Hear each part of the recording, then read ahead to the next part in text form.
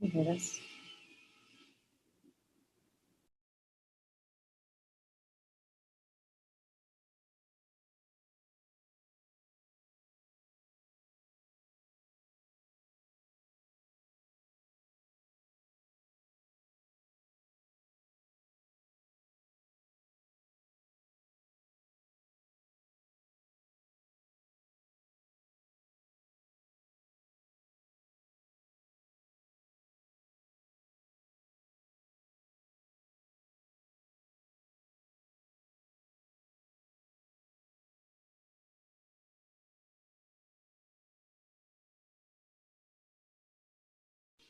Can you hear this?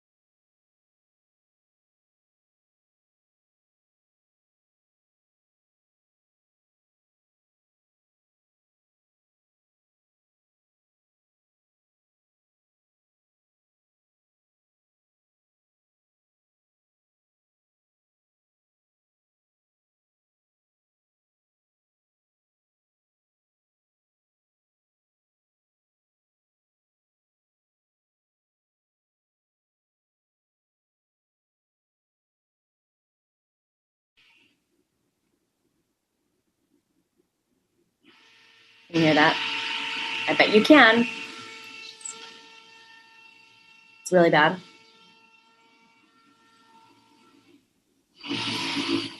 I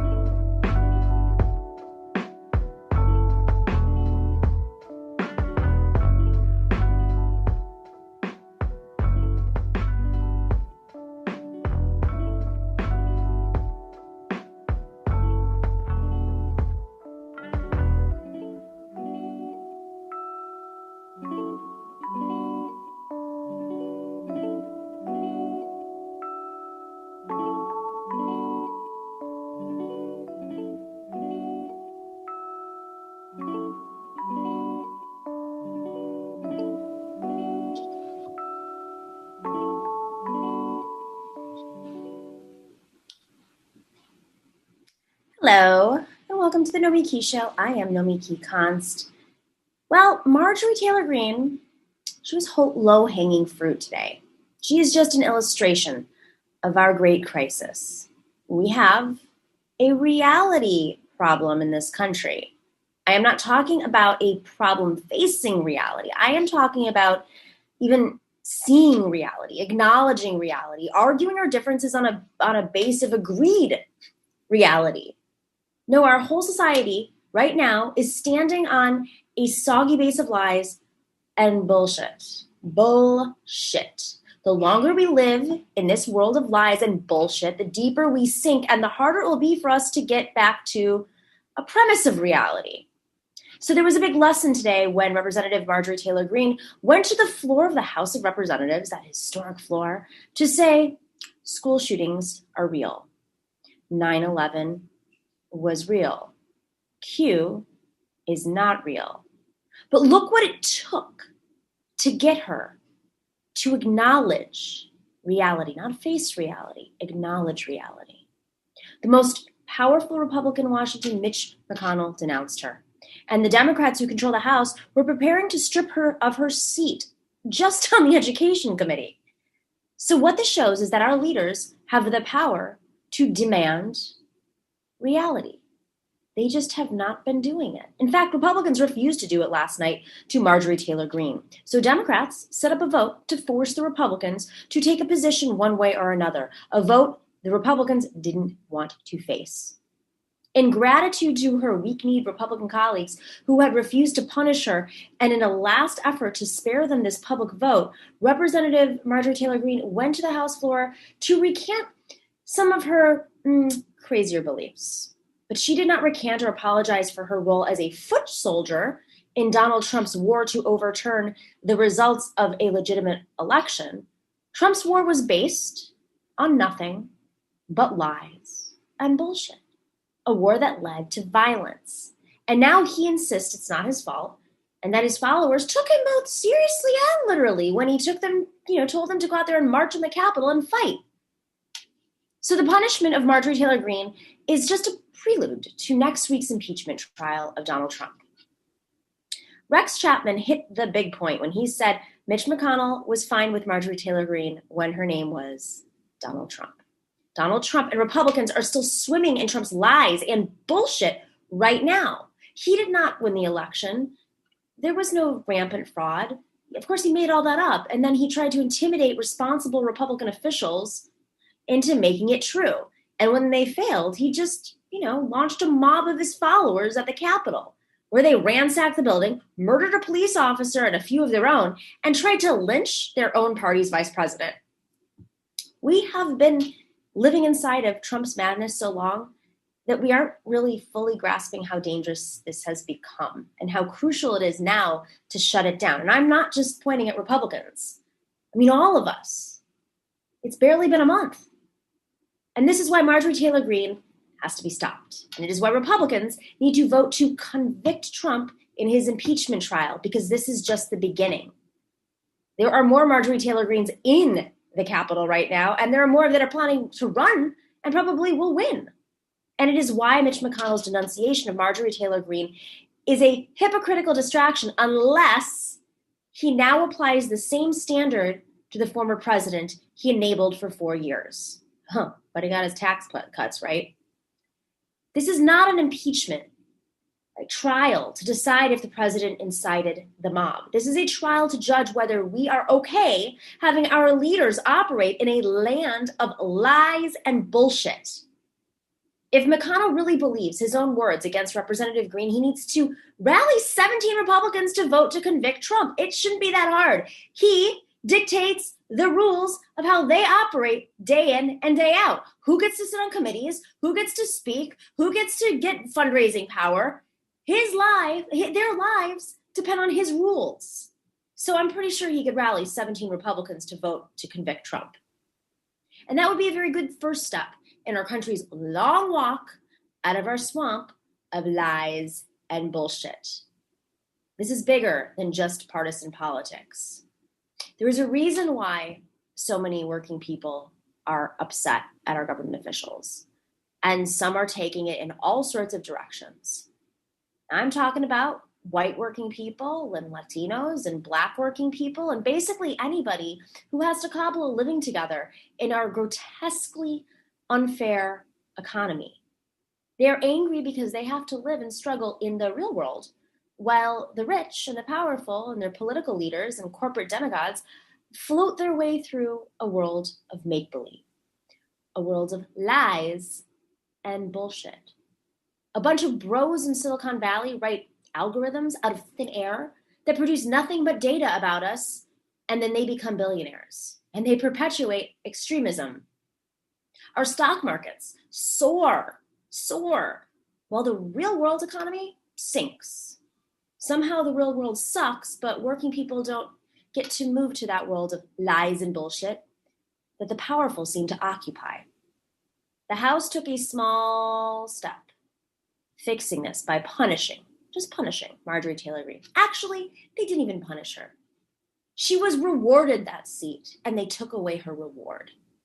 The Senate can take a big step, a huge step, by convicting Donald Trump.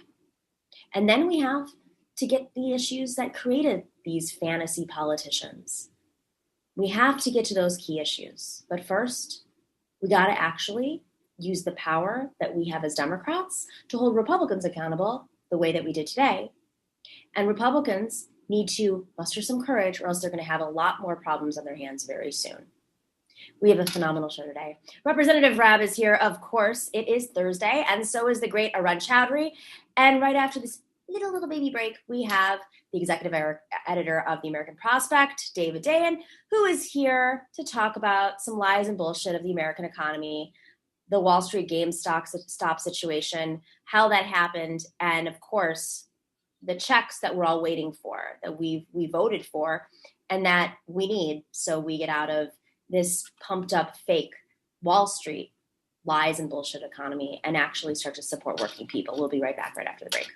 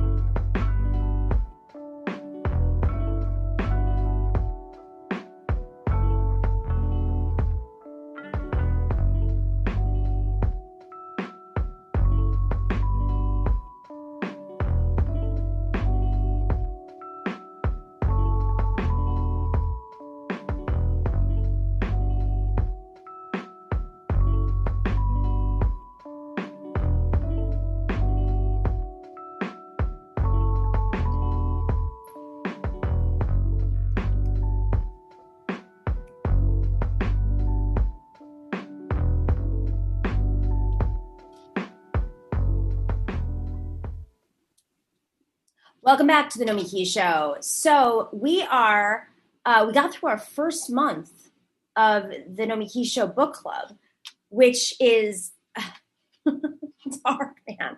I signed up for 4 books a month. That means I'm reading every moment I can. I'm waking up early to get things done earlier so that I can read. I already feel the wrinkles in my brain. Like the more wrinkly your brain gets, I guess the smarter you get. So I'm I'm living up to the challenge with you guys. If you're not part of our book club, or if you don't know about it, we started a book club in January, and the goal of the book club is to help us work through this insanity. And we are now officially partnered with a couple of book publishers. We're launching with Verso Books, dear friends of the show. Verso Books, many of their authors come on regularly, and now we are working with them on featuring some of the books that have already been published with Verso, and then upcoming books in this year. And we will be having authors, when they're available, to come on, speak with us about the books that we are reading with each other. And for those of you who don't know, the book club, there are 3 different book clubs. You have a choice of 1 book a month, 2 books a month, or going for the gold, 4 books a month. That's what I'm doing with you guys. We have, of course, featured Harvey K., who is the author of Thomas Paine and The Promise of America, regular on our show. It's a brilliant book to launch the book club series about, because it really dives into one of our earliest, and when I say revolutionary, I mean like radical revolutionary figures who called for independence just a couple of years after showing up from Britain in America. Of course, it was not the United States then. Fascinating series. We've done 2 conversations with him, and then we also had a conversation with Arun Chaudhary, who's on today, and we talked about an old goodie, The Plunket of Tammany Hall. This book is about the lessons that came out of Tammany Hall, which is a controversial. I think a lot of there, as you'll hear if you haven't listened already, there's honest graft and dishonest graft. And I feel as if today many folks see Tammany Hall as just dishonest graft. But it turns out what we learned through the speeches of one of the great Tammany Hall leaders is that they were working to give working people, immigrants, power in New York against the oligarchs of the city, many of whom were Dutch wealthy oligarchs whose streets are named after in New York.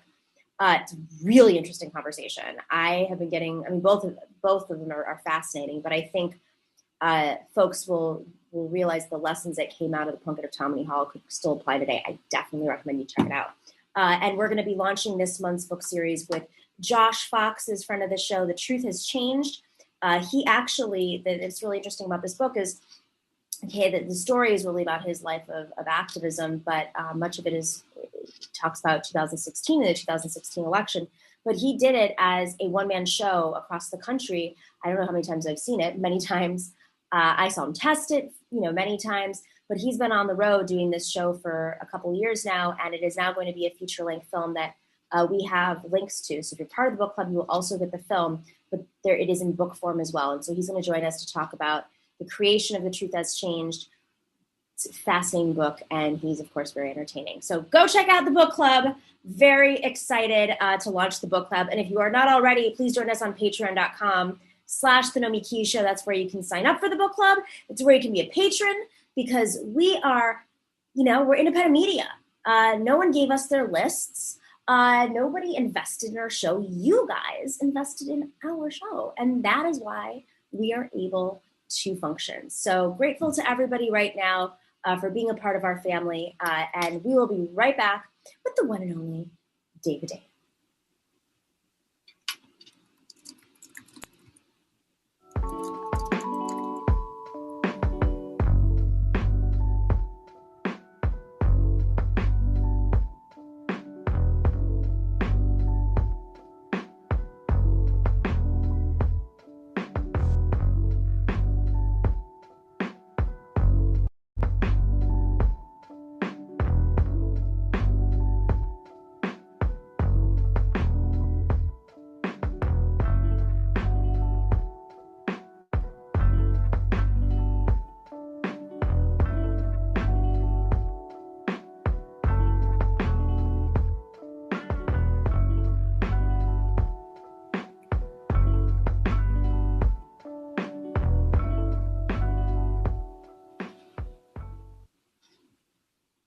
Welcome back to the Nomiki Show. David Dayen is executive editor of the American Prospect. You can go sign up for their newsletter.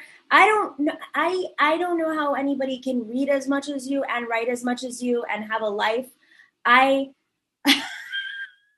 brain. Oh, you're on mute, David. I'm sure you said something brilliant just now and I missed it. Ask my wife. I don't have a life. Clearly, but that's a beautiful view, so I guess it makes up for it. Thank you. I think it has been almost a year, 11 months or so since we saw each other in person. It was right before the pandemic. I'm frankly shocked that none of us got COVID from each other and didn't know, because it was the Super Tuesday event in Los Angeles. Right. And I'm sure many of our audience was there. This event, it was our first live event, our only live event because of COVID, that we launched on Super Tuesday in California. And I think a lot of us thought it was going to turn out differently. And, we sold our tickets, everybody showed up, and there was just this energy of like, okay, let's get through this. Right. And we had like pep talks backstage, like, okay, we can't make everybody feel bad, but like, can't control the election. It was not expected. So it's great to see you. Yeah. Good to see you again. I feel like we've mourned through some of this.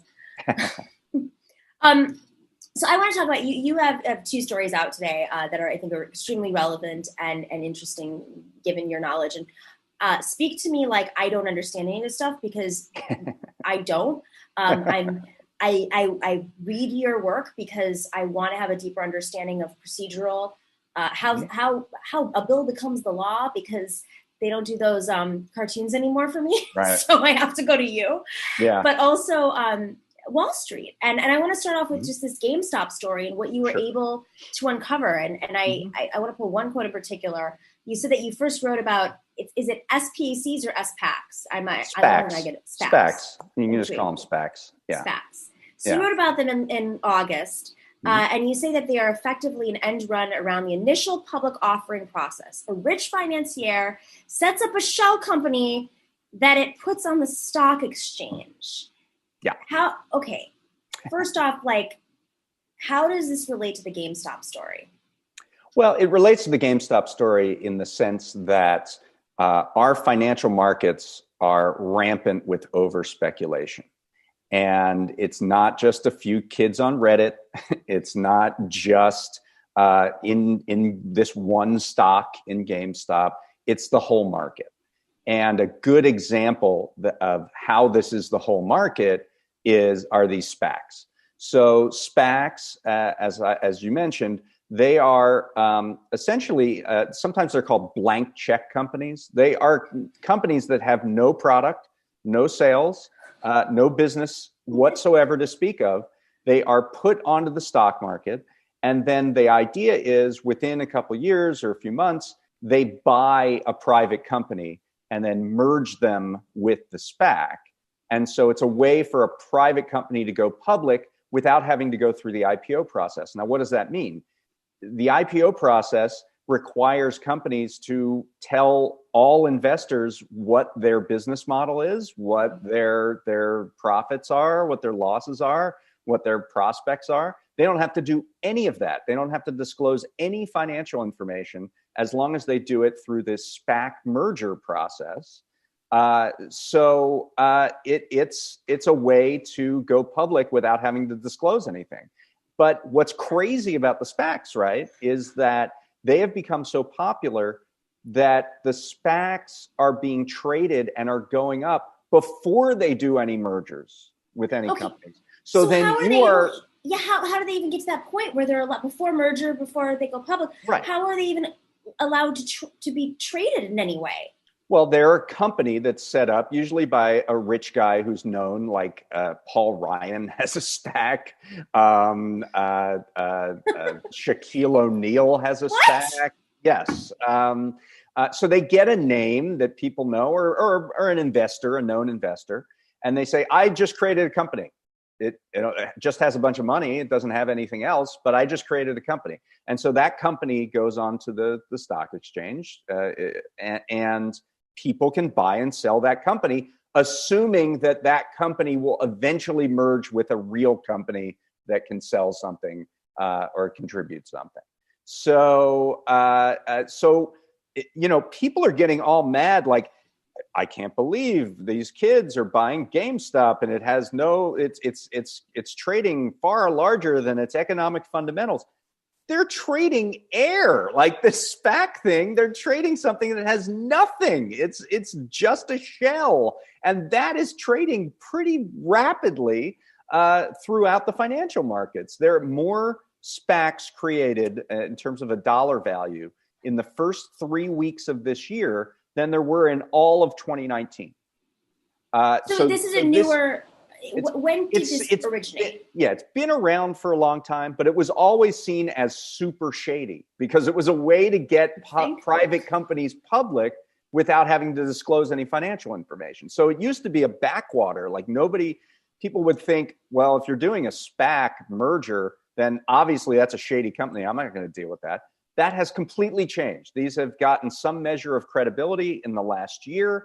And people are getting excited about them, and they're going into them. So really, this SPAC mania has happened in the last year. In 2020, there were more SPACs in terms of dollar value than in the history of the stock market. Like, so there were more just in 2020 than ever. Like everything else combined, every other year combined, there were more in 2020.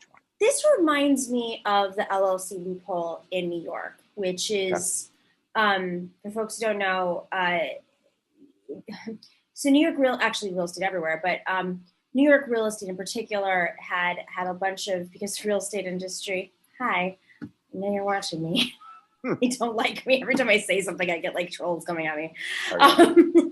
So the New York State real estate developers in particular, I mean, New York City, at least prior to COVID, real estate, hot commodity, people can set up LLCs and through this loophole where you can basically, you could explain this much better, but basically like you can set up an LLC, house it in like essentially a PO box in one building, or have an apartment that has like 9,000 LLCs. And it turns out that these LLCs, which are real estate holdings, can give money to candidates and just break all sorts of rules to push further and further and further the real estate agenda.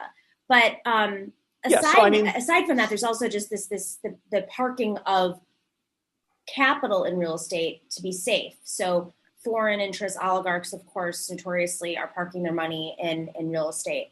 And it doesn't have to be disclosed. I mean, it's not taxed. There's no oversight really of these LLCs. It's either shell companies. It's just like the shell companies abroad. So I guess my question is like, where is this also a way to hide money and frankly disrupt our economic system in a sense that's tied to what I would say is, I mean, there are some similarities there. What I would say is that this is just indicative of a total mania, a real frenzy in markets. Like literally, rich people don't know where to put their money. So, they're now it's like, all right, well, let's try these SPACs. Let's see if this works out. And it indicates that the whole sort of elite scorn of GameStop and some of these other things, it's like, check yourselves before you start talking about GameSpot. Like there's absolute ridiculous, useless, unproductive over-speculation in financial markets. And the SPACs are a much better example of that, actually, than GameStop, because it's more widespread and it's more ridiculous. Here's a perfect example. So you remember WeWork? Of course. So WeWork, I know, because it's a huge real estate. Well, a lot of their value was in real estate in New York. Yeah. Exactly. Yeah. So WeWork tried to do an initial public offering, tried to go public a couple of years ago, and it showed its financials, and the financials were so ridiculous that it canceled the initial public offering because it just showed that the whole thing was a Ponzi scheme and a fantasy. WeWork is getting bought by a SPAC. So now they are going to go public, and they don't have to deal with giving out the disclosure, which created the worst IPO in history. So, and this is like a buyout, basically. Like it's like a buyout. They're being bought out. They're being bought out by this blank check company. This company that has no products or anything. It's just a shell company, and now that company becomes WeWork, essentially. Is this like So vulture capitalism too at the same time? Like a company fail, it's not really like WeWork has failed well, and, no, and I a mean, company is attached I to it too. just I just think it's more indicative of the complete irrational exuberance, and it's also a serious investor protection problem. So if you're an investor in this SPAC and they pick up a company that's super shady and that has no underlying business model that's effective, you don't get to see the financials before you say, okay, we are, the SPAC can buy that company. No, it just buys it, and now you're a WeWork investor when maybe you didn't want to be a WeWork investor. So I just think that what this shows is that the markets were sick well before a bunch of people got together on Reddit and said this is a way to make money on GameStop. Yeah. The larger problem is that we, for a generation, have over financialized our economy so much that for people who are coming up and thinking, how am I going to build wealth? How am I going to make get a stable nest egg going for my kids? They feel like they have to go on Robinhood and like trade stocks, right? Because there's no, the lack of productivity separating from wages, all of the things over the last 40 years that have made our economy more based on capital than on labor income has led to this moment. And there's this serious froth in financial markets because that's sort of where the economy is centralized. And that's the bigger problem.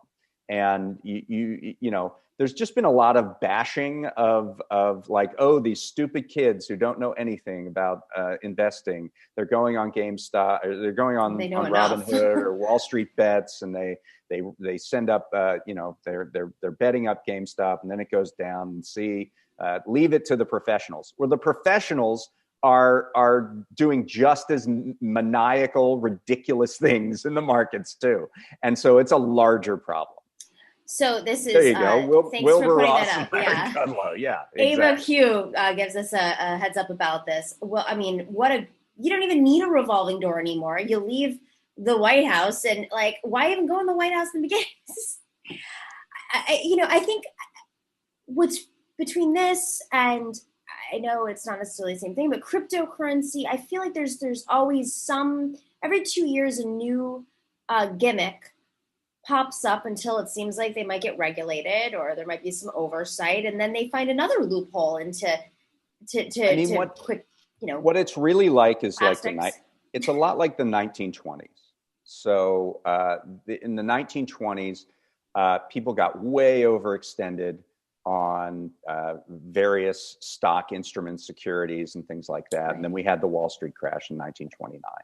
And out of that came a commission called the Pecora Commission. There's a guy named Ferdinand Pecora, who was a lawyer, who investigated why there was all this speculation on Wall Street, and it led to the creation of the Securities and Exchange Commission, of the Glass-Steagall Act, and all of the protections that were put in thereafter. That's what we need right now. I mean, I think it's very clear that that's what we need right now. And it's not just GameStop that demonstrates that, but it's everything else going on in the markets. Literally at like 3 a.m. today, Elon Musk tweeted Dogecoin, which is something I really don't want to explain to you. But the stock, the coin, it's a cryptocurrency, went up 50% after he tweeted the word Dogecoin. Okay, so that's a whole other thing, by the way. Finish your sentence. Let's get to that, because this is. But I mean, that just shows you how insane and ridiculous this is, right? And how much potential fraud and misconduct is happening under the surface. So that's my point. It's interesting you mentioned that, and you also mentioned it with the SPACs. It doesn't always have to be this way, but there's like an attachment of somebody who's famous, has a following. Mm-hmm. And, the theme of this show today, and we don't really have show themes normally, but it is how everything in our country is built off of lies and bullshit, whether it's QAnon theories or Wall Street, Wall Street very much so, or Donald Trump's entire existence other than having, a great investor in his father, who basically helped him finagle his way into his first real estate deals, which were illegal, by the way. It's lies and bullshit. And, even in the industry that I'm in right now, the media industry, pulling back the curtain a little bit for folks, there's sometimes the money that's put into shows, it builds, they buy followers, and suddenly they get deals because of their followers. People don't realize it's not organic. The algorithm in itself is built to financialize certain types of arguments and people. And so there's just so much fluff. There's so much, every side of our economy and our discourse right now is sort of built from this like pseudo-science, pseudo-economic theory, it's bullshit. It's just like a bunch of bullshit. And that's really an accurate way of putting it. And the way that a Wall Street analyst would call it would be froth. But what they're saying is bullshit. Elon Musk has how many millions of followers? He's now the richest man in the world. How much of that was bullshit? And he can move markets. He can move markets simply by tweeting. And they have a name for this, which is called a pump and dump scheme. Right. So somebody hypes up a stock, it goes way up, they sell it right at the top, and then the stock falls. And everybody who bought on the way up gets hurt on the way down. And that's what's happening with GameStop right now, and it's probably going to happen with this dog coin or whatever the hell it is, and other things. But it's part of a larger problem, which is we have too much of our economy centralized in these financial markets. And so, what do you do about that? Well, we have new regulators coming in at the Securities and Exchange Commission. The Congress is looking into this. There's the possibility, I think, a commission should be created to really look at the stock market and at Wall Street and the levels of over speculation, unproductive trading, and fraud going on in it. I have a good idea for who that should be. The guy who was Joe Biden's actually biggest, most closest aide for the last 50 years is a guy named Ted Kaufman, who was briefly a senator and then ran the TARP Oversight Commission for a little while, and is actually very good on these kind of financial market issues. So we need this. I mean, we need to get into a position where you don't have to go onto a trading app to think that that's the only way that you can build wealth in this country. We need to create better structures, and that means shrinking the size of finance as an overall percentage of the economy. And I think it's pretty urgently needed, and it's something we need to do in the next in this presidential term. As a New Yorker, who thinks that New York is a microcosm for the country and the market, I mean, I think it's very apparent when you're in New York how much finance needs to be toned down.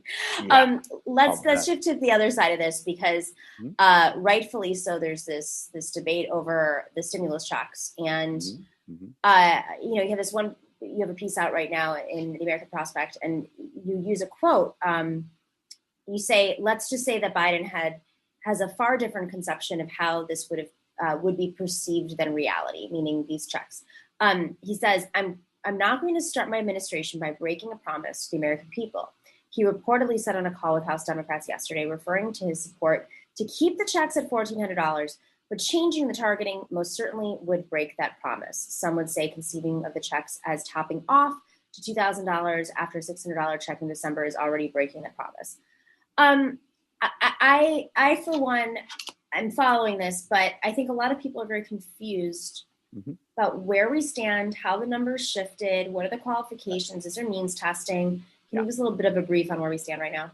Yeah, so really the changes have come in recent days in the means testing. So, Biden, since he put out this piece of legislation after the Georgia elections, he has said that he wants to add another $1,400 stimulus check. That's part of his larger bill, the American Rescue Plan, and that would top up, given the $600 that was sent in December, that would be a $2,000 total.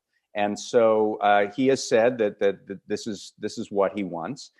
And in recent days, the argument has been, well, we could do this $1,400, but maybe not so many people should get it. Previously, on the last two COVID bills, everybody who makes up to $75,000 a year, and what year is important, we'll get back to that. Yes. But everyone who makes up to $75,000 a year as an individual was eligible for the checks, and then it would phase out, and it would completely be out by like 85 or 100,000, something like that. For couples, you would just double that. Now, what they want to do is phase this out, starting at $50,000 a year for an individual, and $100,000 for a couple. So that would mean significantly less people. Everybody in the middle there, everyone between 50 and 75,000, would not get the same amount that they would have under the old rules. So a lot of this is coming from a research paper that a guy named Raj Chetty, who is very tight with people on the Hill, put out, showing in what he believes it to show is that with the last check, people who made less than $50,000 a year spent it immediately, but people who made more than that didn't spend it as quickly. And so that means we shouldn't give it to people who make more than $50,000 a year. That, I think, is a bad argument. Just because they didn't spend it the second they needed it because they're in a survival situation doesn't mean that they won't benefit from it. Maybe they'll spend it at the end of the month when they have to pay their rent. Maybe they'll spend it on, some sort of deferred maintenance that they have to take care of. There are all sorts of reasons why you wouldn't spend it right away, but you would still spend it and it would still be valuable to you. But the second and maybe most important part of this is when you're talking about this targeting and these income thresholds and this means testing, it's currently based on the only earnings data that the federal government has on every individual. And that's the 2019 tax year, because we have not done taxes for 2020 yet. So what happened in 2019? Well, that was before the pandemic. So if you were making $75,000 a year before the pandemic, and then you got laid off in March of last year when the pandemic hit, and you haven't had a job yet, under this system, you would be ineligible initially for this help because you would fall under this new income threshold. Now, theoretically, I believe you can, in your taxes, ask for that money back, but you have to fill out a form and you got to wait weeks. And it's like, that the burden is on you as an individual to know that, oh, I can still get that even if I wasn't eligible under my 2019 data, if I'm eligible under my 2020 earnings. But it's a mess. I mean, it's like. Why couldn't they tie it to unemployment at least? I mean, I'm not saying exclusively unemployment, but why couldn't they do some sort of 2019 plus unemployment? Or I don't know. I mean, the way they should do it is give everybody the check. Oh, right. And then that makes when you do sense. when you do your taxes, then they know exactly what you made in that calendar year, and then they can claw it back based on current data. Why are we using 2-year-old data to try to figure out what people really deserve right now? It makes no sense whatsoever. It would cost the same amount of money if you just did it the right way and gave people essentially an interest-free loan for a little while. It would also boost the economy. So the entire argument has no basis. Like, what is being attempted here is they're trying to make some sort of wonky case for this targeting thing, but it's a ridiculous wonky case. Like, it doesn't make any sense on the economics at all. And how does it compare to like 2009 when we got our big check? In 2009, we didn't get a check nearly this size, as I recall.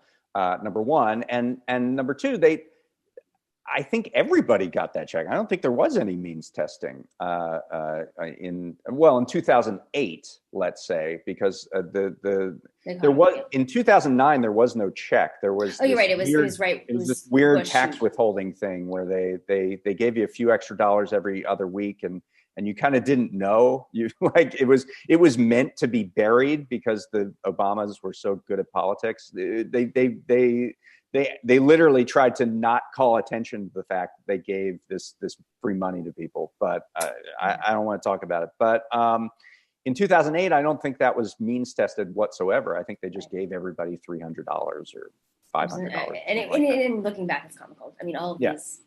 So, but yeah, there's no economic case for this, for changing the targeting.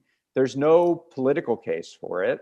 There's no budget case for it. If you look at the difference, like if you did this, what it would be the difference, like how much you would save in terms of the cost of the bill, it's like $45 billion. That's on an almost $2 trillion bill. It's 2% of the bill. Like, who is this for? It's not for a budget hawk because it's not nearly enough in savings. It's not for anyone that really understands the economics because it makes no economic sense. It's who is it for? Like, why are we doing this? Is it just to just chip away at people and give people that really probably are in an area that they might need some help a harder time of getting that help? It makes no sense. So, but before we head out, it's not an easy question to answer, but I feel like you're the person who has a more holistic understanding of how this economy is functioning right now. When you ask questions like, who is it for? I'm really struggling to understand why they don't distribute these checks, why they don't cancel student debt, because when everyone is spending if they have any money, the remaining money they have, or income they have on rent, they're not able to pay rent. On student loans, they're not able to pay rent or other bills. So it seems like to me that other industries, whether it's the credit card industry or your landlord or mortgages or whatever it is, that they have an incentive to say cancel student debt alone, or they have an incentive to also push for greater stimulus. I don't understand why there is this frustration. Even Republicans should be on board with this at this point. I mean, many Republicans said they were on board with this. They, when Donald Trump said, I want these checks up to $2,000, 35 Republicans in the House voted for that bill. And that was because of pork. That was like well, it was because of Trump, because Trump said so, I think, is part of it. But there were at least enough members of the Senate to get 60 votes, at least at that time. That's what everybody said, for upping these checks. The only obstacle was Mitch McConnell. Now, here we are. Chuck Schumer's in charge. Joe Biden's in the White House. And now we're playing with the checks. I don't understand. And here's the bigger thing. This was a campaign promise. Of course. So Joe Biden said this very, very specifically. Those checks will immediately go out the door. Try explaining to someone who made $60,000 a year in 2019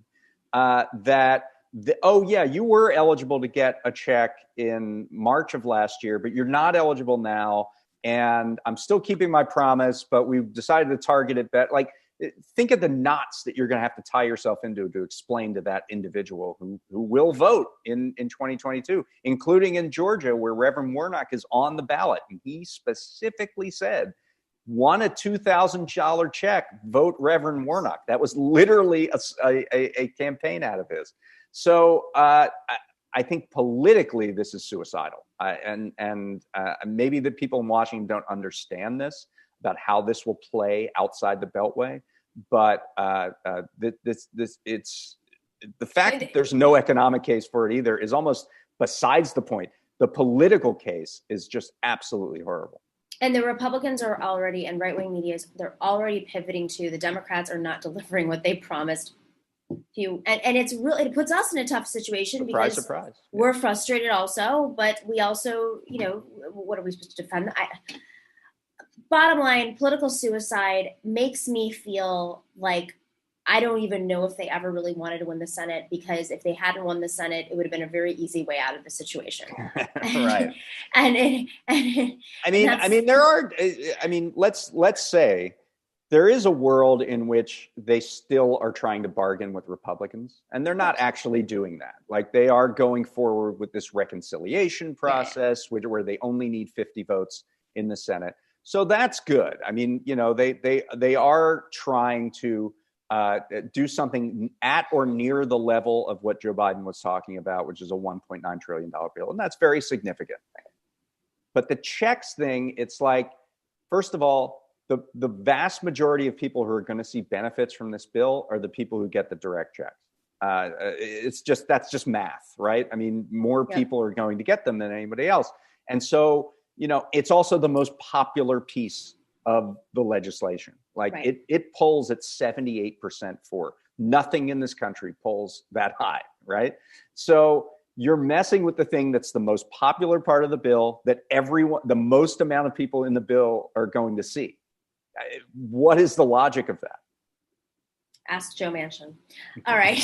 David Dayen, so lovely having you on. Always, you're a prolific writer, and go check out the American Prospect, sign up for their listserv, their email list, where you can get updates, because he is hard at work making us understand these very complicated things that are moving very quickly and being invented also very quickly. Right. So definitely appreciate that. Maybe we should do like a crowdsourced fund for a SPAC. And that's a good idea. Yeah. Nomiki SPAC. Yeah. Let's create a Reddit and make it like some vague. We don't want to put a name on it. We have to like make it very vague. Something. Okay. So folks don't understand who's buying. It's like a shadow group. David, thanks for joining us as always. Next time you're on, we'll hopefully have that set up. There you go. All right. We'll be right back with Arun Chaudhary and Rep Rabb to talk about today's news.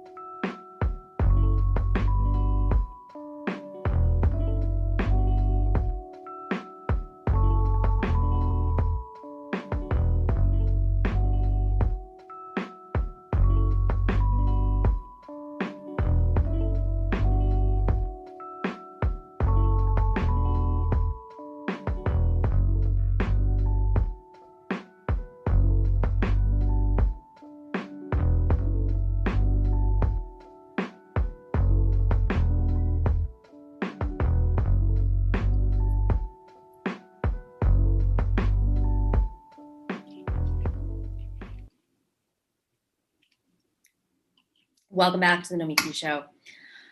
So before we go to our next panel, I have a little bit of a promo to do. Tonight, just in a couple hours at 5:30 p.m. Eastern, Matriarch Organization, Matriarch Movement is going to be doing an event. It is a crowdsourced fundraiser, and we're all going to be on it. And the headliners are Representative Ro Khanna, Stephanie Kelton, and Sarah Nelson, who is, of course, the president of the Flight Attendants Union, the flight attendant workers. And there's a huge list of hosts on the host committee that are going to be there in support. It's a great event because we're fundraising for the first training to recruit labor women to run for Congress in 2022. I think we can all agree that now that the numbers are out, women have, especially women in labor on the front lines, have really been hit the hardest due to this pandemic and what is likely to be Great Depression 2.0. And so it's important that we have more voices like Cori Bush, who is one of the founding members of Matriarch, more voices like hers in Congress. So join us at 5:30 p.m. Eastern. There's also going to be a special announcement. And I believe we just got word that Senator Nina Turner is joining us as well at the top. So you don't want to miss this. It's going to be amazing. Go get your tickets right now. It's basically give what you can. You know, we're a pretty, crowdsourced organization. So whatever you can, definitely join us. And if you can't make it, but you still want to watch it, get a ticket and we'll send you the link out a little bit later. I am getting updates as I'm on air, being told what to tell. So that's the update I have. Go check out the link. Go to matriarch.org on Twitter and we'll have the link in the info section. All right.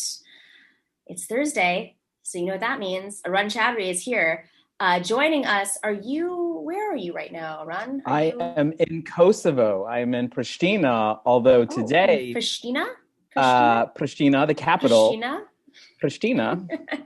It's been 15 years since I had to memorize every single capital in the world, okay? And Kosovo was not a nation then. Exactly. Yeah. Beat me to it, damn it. Yeah.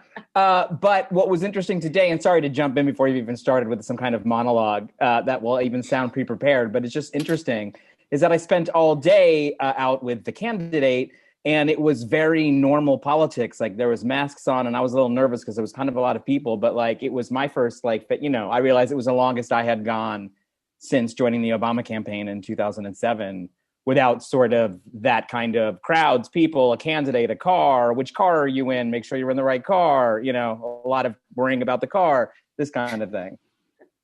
Wait, you didn't have that experience with Bernie? No, I did totally that experience with Bernie. Yeah. Oh, the senator left? Oh, geez, no, how long he's ago? He's here. Oh, Senator Sanders, yeah. Senator's like, I'm just going to go walk down the street to Applebee's to have my dinner. You meet us there, okay? He's like, oh, okay, good. Well, I'll see you in a minute. I'm just going to go walk down the street. Rep Rabb, of course, is looking very suave today because he's at the Capitol. Rep Rabb is, of course, representing the 200th District of Pennsylvania, the Northwest Philadelphia District that turned out, saved our remaining remnants of democracy, I guess. A lot of weight on your shoulders right now. Thanks for joining us. And you're on mute. Oh, you're on mute. You're on mute. Unmute yourself. Every time. I'm such a novice. I was just saying that I'm in my office in Harrisburg, which is 104 miles west of Philly. And it's tomorrow will be my last legislative day for, we won't be back for another 5 weeks. So we're trying to get a lot in. We had a snowstorm. So yeah, we got a lot. And then tomorrow I'm going to be speaking on the House floor, talking about Black History Month. And this is something I bought a couple years ago. I'm going to hold it up. Let's see if I can get up here. This is a compendium of the Pennsylvania General Assembly deliberations on whether or not to strip Black men of the right to vote in 1838. And they amended the state constitution to prohibit us. When we had that right as all free men from 1790 to 1838. we could do it. And then in 1838, the all-white legislature says, yeah, I think they've had enough time voting. Whose bill was that? So was it I an bet you there's a act building named of? after him. Go ahead. It was an amendment to the state constitution. That's what I was wondering. That was passed in 1838. So these are the deliberations of my all-white male predecessors from roughly 190 years ago. And this is what I swore my oath on, by the way. I didn't use a Bible. I used this to remind me what I'm fighting against. How did you get that? I'm a nerd. I find things, and God, I bet nothing's changed. I bet just some language. Otherwise, you find a lot of familiar arguments. Yeah, pretty much. This is Pennsylvania. And like family members of the people who made those original arguments in your house. When you're, I'm sure you're going to speak on this because of the beginning of Black History Month, but send us that clip. We'd love to share that next time you're on or in between. Absolutely. I hate to have to pivot to this because it's like talk about profound here. So the Capitol is a disaster right now. We're in this transition right now. We have, and you're all political professionals. The first half of the show was dedicated to the first part of the show was dedicated to Marjorie Taylor Green and this world of lies and bullshit that we're living in, and then the second part was about Wall Street's lies and bullshit that we've been built on, and you know this very well. You wrote a book on this, Rabb called Invisible Capital. But we actually do have to deal with some stark issues, and there is a debate right now over student loan debt. Right? You have the Biden administration has one number that they want to put out, and they've even shifted on that number. And there is the Senate has just proposed a bill and Congress.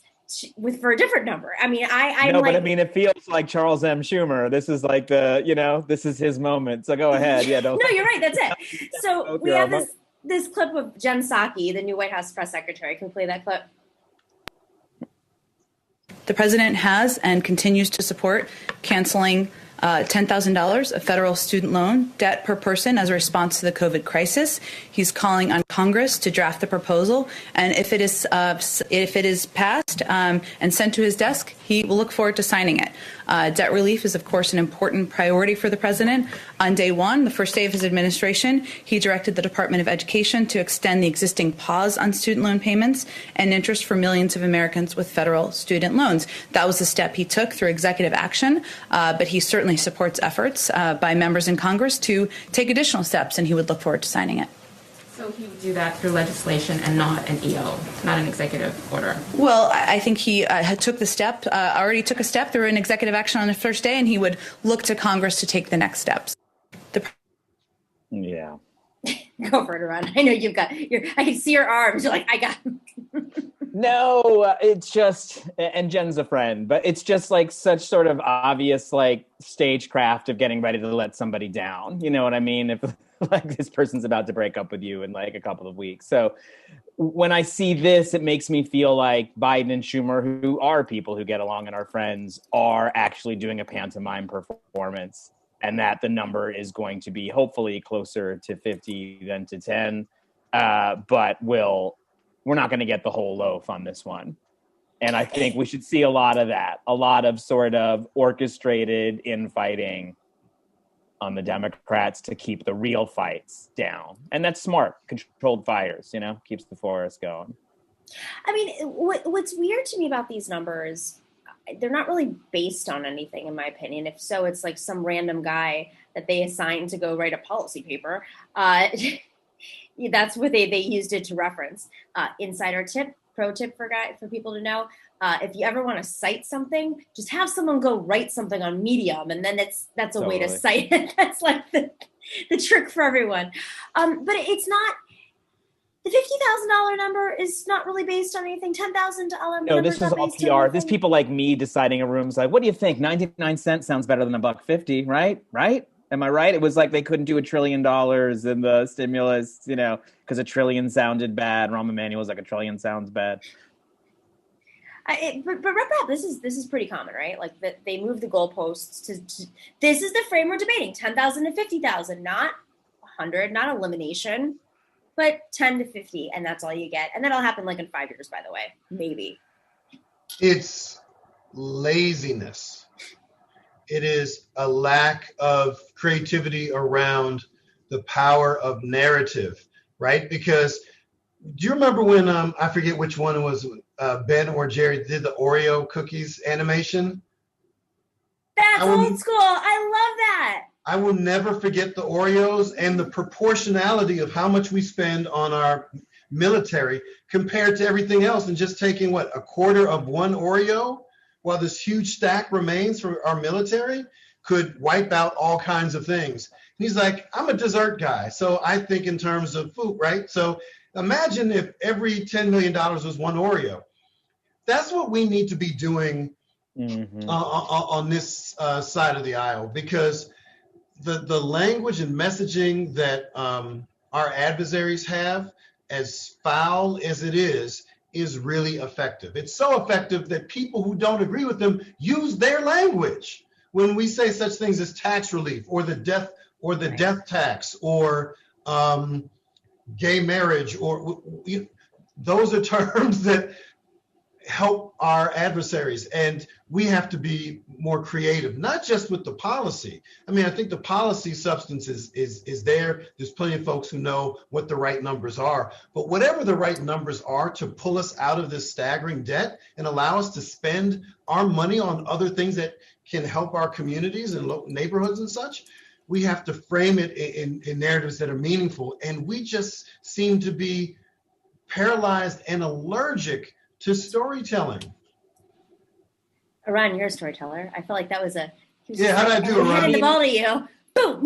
Yeah, it's just feelings on top of feelings, because now we're talking about what the upper limit should be. And we've talked about on this program, the three of us, 1,000,000 times now, about how if something's not universal, no one's going to get it. But now I have people who are very reasonable Democrats who I'm friends with on my Facebook, saying things like, well, if someone makes $150K, like, did they really, did they lose their job? And you're like, just come on, so we're going to means test the relief. We're going to make sure that student debt only, do I want Donald Trump's kids getting their student debt relief? Whatever, crazy argument. But also, Arun, but $150,000 in household income, and maybe it's house, doesn't mean the same thing depending on where you live. And also, it says nothing about household financial wealth. It could be paycheck to paycheck. Absolutely. Right. Yeah. Because if you're living in or near a city and you have staggering debt and you have income in just that given year, it's not, going back historically, it says nothing about the lack of the asset poverty that so many struggling middle class educated folks live in all the time. And then we put the racial lens on top of that. The stat, like for every dollar of financial wealth that a white family has, a black family has a nickel. So you're telling me means testing doesn't include wealth? It doesn't just, that is very, very problematic for anyone on this side of the aisle to suggest that that's somehow appropriate. It's like when President Obama suggested that racism is not so much a thing, it's more class.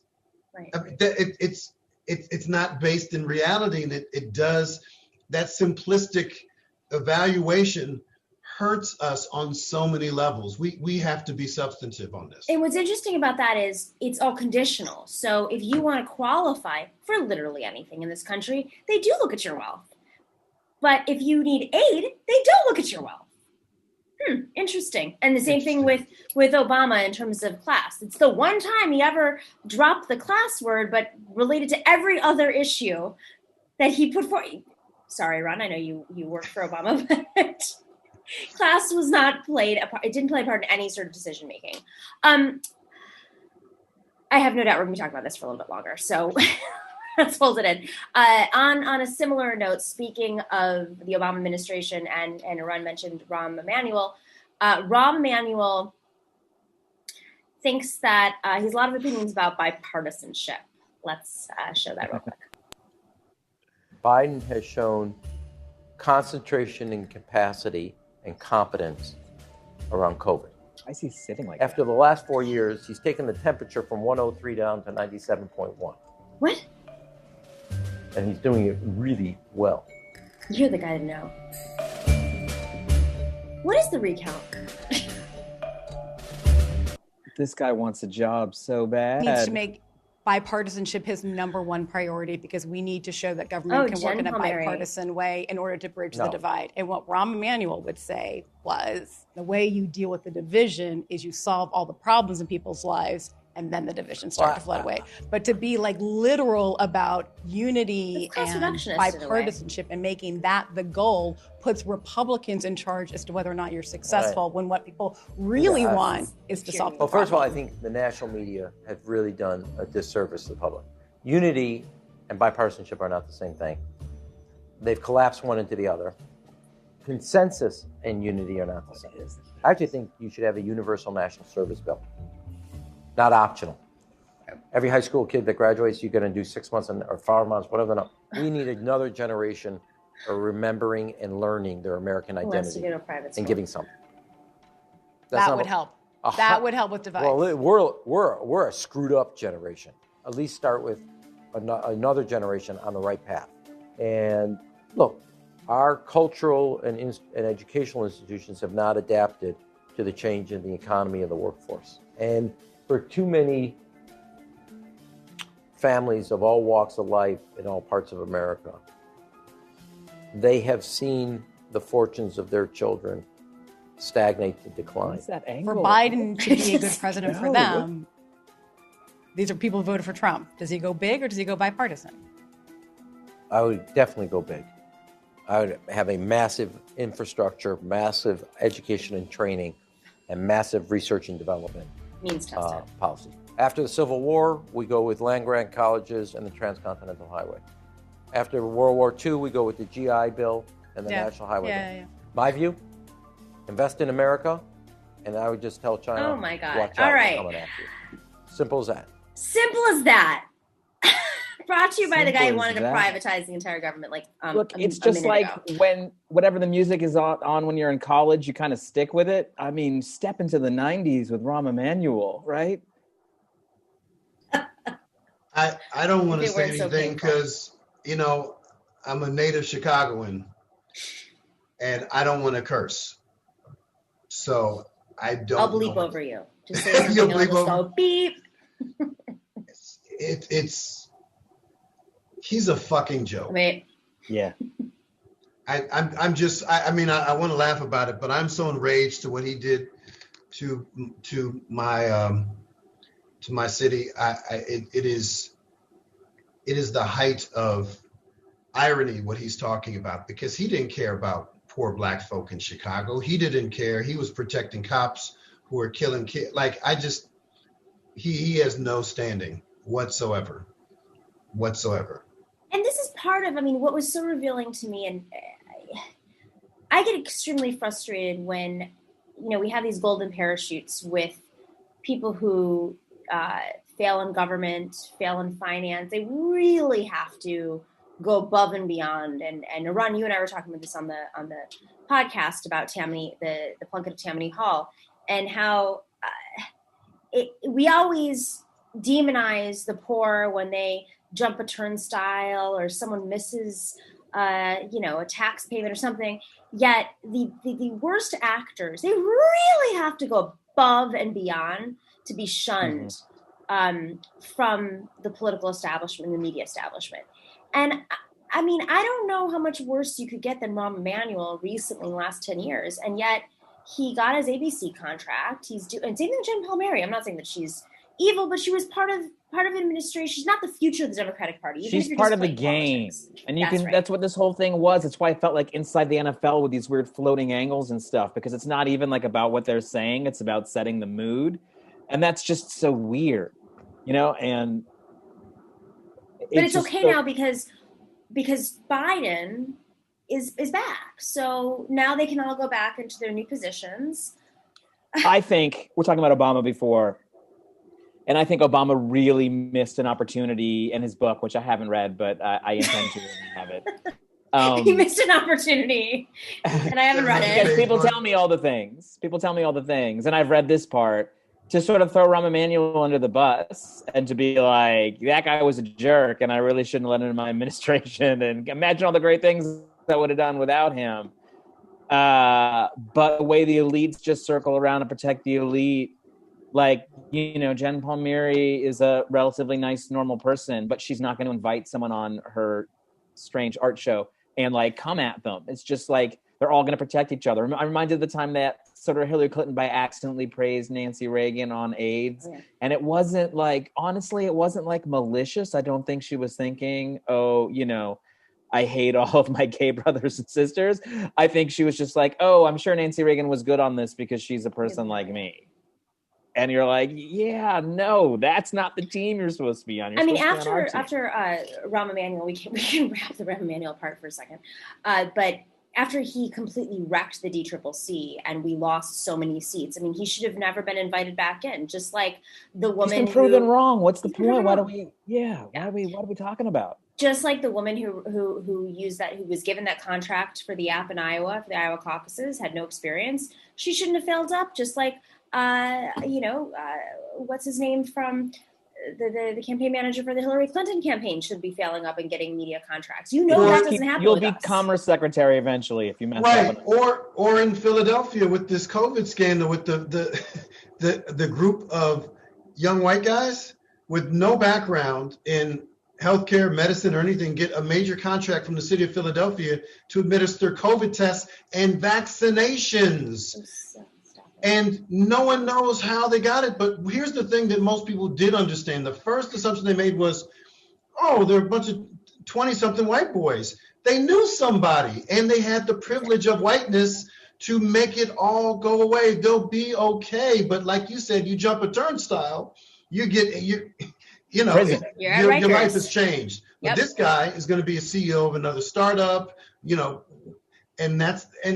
here's the thing, like, at what point do white folk in positions of power who claim to be on the right side of history just put it out there and say, whiteness is a problem, white patriarchy, heteropatriarchy. Just like these are long words, they're difficult, and they're hard to accept. And look, I'm a straight cis guy. Like, it's not always fun having conversations about things that I may do that are missteps, miscommunications, acculturations that are not particularly good. And it's a constant state of learning and improving if you have the courage of your convictions to like live your values and say, I want to be better. But collectively, the people in power, whether they're conservative, progressive, Democrat, Republican, if we're going to be real about this, then the conversations that we're having here are the conversations that we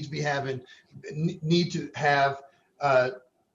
to have behind closed doors, because anything less, it becomes the circus. It's political theater, and we're not going to move ahead unless there are mass mobilizations, which was great, because when we had mass mobilizations, we had a multi-ethnic, multi-class group of folks from all over who demanded things that were about systemic change and address things that folks who are in the elite feel no pressure to address in meaningful ways. Exactly. And the worst thing about his little tirade there was the perversion of what Rabb is saying, the actual perversion of the idea of unity and service into, wouldn't it be great if we sent all the rich kids to summer camp, whatever, well, other people actually have to like make a living, like. Beautiful transition here, because well said. Jeffrey Zucker, who has been running CNN for the last few years, who, don't forget, was at NBC, the head of NBC, when The Apprentice was their top show, knows Donald Trump very well, and then, just happened to be running CNN when Donald Trump had his meteoric rise. And I was doing a lot of CNN at that time, and I can't tell you, it's become a meme, but it was a real thing, how many times I would sit there commenting on an empty podium of Donald Trump's, while I knew there was a 30, 40,000 person event for Bernie Sanders that was not being, and then when I would go on to talk about it, they would just sort of like laugh at me and dismiss me. Jeffrey Zucker has said that he is going to be stepping down at the end of 2021. My guess is he's going to have some sort of beautiful transition to his next venture, probably partnering with Bill Shine from Fox News, who went over to the White House as communications director, protege to Roger Ailes. I'm going to guess they're going to come together. This is just my wager. We could take bets. They're going to build a new network based on bipartisanship called CNN Fox or some kind of third way network. Yeah, maybe that's it. It's just called the Third Way, and everybody who's on it is like Chris Christie and Rahm Emanuel, just like giving high fives to each other all day long. Everyone's super reasonable all the time. Yeah. Yeah. The alternative to Newsmax in our show, because we're the same. Right. No, I know I'm laughing about this, but the concern here obviously is that you had a news network who's not being held accountable for their assistance in creating, as much as they say later that they pushed back against Trump once he was in office, that campaign was the Trump campaign on air. Kayleigh McEnany, Scotty Nels Hughes, multiple right-wingers, far right-wingers were on there, way outnumbering Bernie Sanders, who almost won the primary, and Jen Palmieri, and the rest of the panels were Hillary people. It is without a doubt manipulation. I have my own personal experiences I've talked about on the show before, in which they basically gave me ultimatums to say certain things, or else I wouldn't be brought back on. Guess what? I'm not back on. This is a problem, and unless we have oversight, it's just going to get worse. Where do we go from here? Well, I don't know what the solutions are, but both of you have a lot of experience in communications and politics, so you're the ones I ask. I just got to say, I've been saying this for years. Whatever your first issue is, whatever you care about most deeply, whether it's environmental justice or gender equity or whatever, your second and third issues have to be electoral reform and media reform. That's right. And if you don't understand the connection between those things, they've won, right? If you don't know that CNN is an extension, it is a corporation that is focused on newsy entertainment, but it is not true journalism in the most meaningful sense of the fourth estate. It's not. And if you just look at the corporate media outlets and you're talking about all the stuff around immigrant detention and separation of families and so forth. Did you see a single Central American expert? Like once? No. Did they ever about overwhelming say Berta Casares' name? Anything like that? No. No, you didn't see it, and you go to MSNBC, let's not forget that before Comcast got in there, it was General Electric, who happens to be a major defense contractor. To think that is not going to influence the programming and the messaging of the journalists who work there is not reasonable. And I don't think we can have certain expectations of an entity that is really about maximizing shareholder value. At the end of the day, we should not be having for-profit media outlets of that size and use them as our point of reference. It is not reasonable. It is not good. But we have to have the civic literacy about why our media concentration is so injurious to our participatory democracy. Media literacy, write it down. Yes. I would contend to you that someone living in America in 1813 was more media literate, understood what the newspapers were about and where they were coming from than people do now. And it's so dangerous what you're talking about, Nomi, because people who get this right really get this right. So forget Donald Trump. Before Donald Trump, there was Silvio Berlusconi in Italy who achieved power purely through a kind of aggressive centrist television, right? In a country that is very left and very right. He gave this sort of mushy American suburban view of what Italy could be that painted a sort of nostalgic picture for Italy that wasn't even true there, and it just created it of whole cloth. Is that as possible now with independent voices on YouTube like we are now or other places?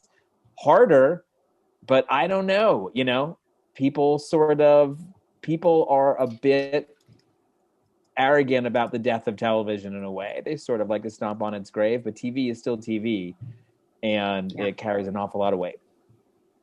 No, it's true, and obviously they're venturing into other platforms to make sure that the more independent sides can't pop. I mean, there are great shows out there that have worked very hard to earn millions of followers, like Majority Report and Pac-Man, and of course the Young Turks, and I know I'm leaving out a million friends of ours. But the ones who have huge followings, David Dole, the Human Rights Report, the Rational National, those are shows that have worked really hard. It's harder now because these media companies are like, wait, what's happening? Oh, we got to get into this. And they have. And they're there. And they're there. They take up as much of the oxygen as anybody else, Exactly. We've got a lot of work to do. Inshallah. As Joe Biden once. Rabb Arun Chaudhary, Rabb, good luck while you're in Harrisburg. Stay warm. I hope you don't get any fights with any COVID deniers or, double mask it, triple mask it, whatever Fauci's saying this week. Just be more, put a plastic wrap around you. We need you. Arun Chaudhary, enjoy Kosovo. Thank you. Very normal endings to shows. This is what you get on the Nomiki Show. Go wrap yourself in plastic wrap and go into the Capitol. And please be safe in Kosovo. All right, everybody. We got a few shout outs before we go. We have Twitch and YouTube shout outs. Stephen Rossi, Rabb left. Petition for Rabb to try to convince Sarah Innamorato to come on for a Femme Friday. If you can hear me, Rabb, let's petition that. If not, I'll message you. Done? We do Femme Fridays on Friday. Love it. So much fun. Get you guys on together. It'd be like a whole Pennsylvania segment. Ian Kinzel says, GOP gets Tammany Hall's lessons. Oil/coal, military/police. Act as jobs programs, preserving conservative community lifestyles. Dems must relearn this if they want to.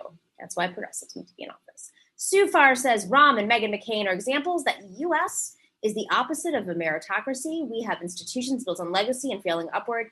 How do we fix it? Break up monopolies, I think, would be more. I think it would permeate a lot of these institutions. I'm not entirely sure, but I think that's one part of it. Obviously, campaign finance reform, media reform, a lot of different aspects. Or we could just go buy an island, like crowdsource an island, and declare war on the island. I don't know what else we could do at this point. And we'd have to make sure that the island is uninhabited by anybody, because let's be very clear. And it has to have a source of fresh water. Yes, that's important. Or we could just, I have a better idea. We could crowdsource a spaceship, go to whatever planet Elon Musk is going to and declare war on him, and basically colonize Elon Musk's planet that has a fresh source of water that he built because he wanted to make sure he was safe. No? All right, I'm making things up now. Prairie Fire Kowalski from Nebraska, thank you for the cup of coffee. And just a reminder, before we go, just a reminder to everybody that we have the Matriarch fundraiser today. If you can join us, it starts in about an hour and 5 minutes. We have great names. We're going to have a huge announcement. Nina Turner has just joined at the top. She's, of course, running for Congress in Ohio for Marcia Fudge's seat that she has just been appointed to the administration, the Biden administration. Representative Ro Khanna is joining us, Stephanie Kelton, Sarah Nelson. Harvey Kaye is going to join us. Andy Villela. I don't have time to pull it up. Got a lot of names that are going to be joining us, but those are the big speakers. We're going to be talking about how we raise money to recruit women of labor, especially those who've been on the front lines, because their voices need to be in Congress. We need more Cori Bushes, who is a nurse, who went in there on like day one and was like, nope, not happening. We need more voices like hers in Congress. We're going to talk about how we get there. And of course, this is fundraising to help train and recruit candidates. Thank you, by the way, to Harvey Kaye for mixing it up in the live chat on YouTube and Twitch, and MiniDocs and Mario Q for working those algorithms. And as always, our moderators, the best mods in the biz, if I can say so, Bob Chokin, The Orb, and Chuck Diesel on YouTube. And Dorian Sapiens, A Difficult Truth, and Nug Wrangler on Twitch for keeping that chat room troll-free. Send us your information at thenomikishow@gmail.com because we want to send you love for being so generous and lovely to our show. As always, stay in solidarity, and we will see you tomorrow for Fun Friday.